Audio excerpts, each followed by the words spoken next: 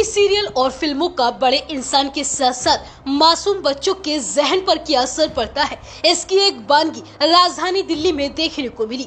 यहाँ 3 नाबालिग बच्चों ने टीवी सीरियल क्राइम पेट्रोल देखकर एक ऐसी वारदात को अंजाम दे डाला जिसके बारे में सुनकर पुलिस के साथ साथ आम इंसान के भी होश उड़ गए।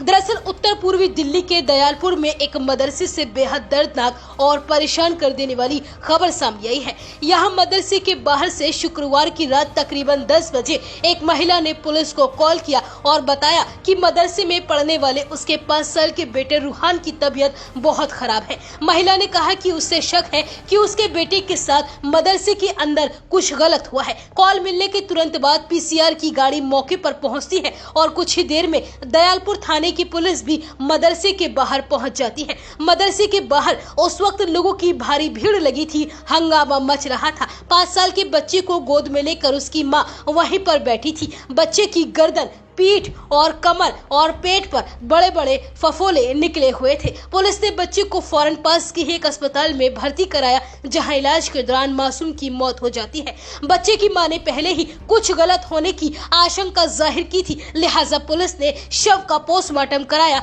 और अगले दिन यानी शनिवार की दोपहर जब पुलिस को पोस्टमार्टम रिपोर्ट मिली तो पुलिस भी हैरत में पड़ गई। दरअसल पोस्टमार्टम रिपोर्ट में लिखा था कि बच्चे की मौत की वजह कोई बीमारी नहीं बल्कि कई अंदरूनी चोटें थी, गंभीर चोटें थी जो मारपीट की वजह से बच्चे को आई थी। यानी यह साफ हो चुका था कि 5 साल के बच्चे की मौत बीमारी से नहीं बल्कि मदरसे के अंदर उसका कत्ल किया गया था।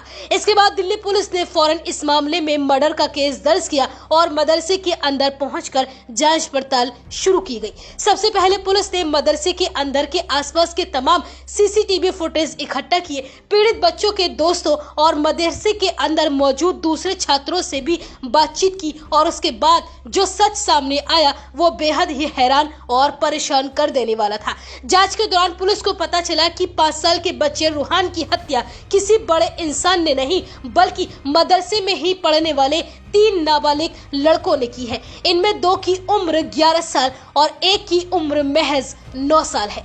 इस हत्याकांड में सबसे ज्यादा चौंकाने और परेशान कर देने वाली बात यह थी कि तीनों बच्चे मदरसे में एक दिन की छुट्टी कराना चाहते थे क्योंकि वह अपने घर जाना चाहते थे, इसलिए उन्होंने 5 साल के बच्चे की हत्या की प्लानिंग की। इस बच्चे को ही इन तीनों ने क्यों टारगेट किया, इस सवाल के जवाब में तीनों ने पुलिस को बताया कि रूहान उन्हें गाली देकर बात करता था।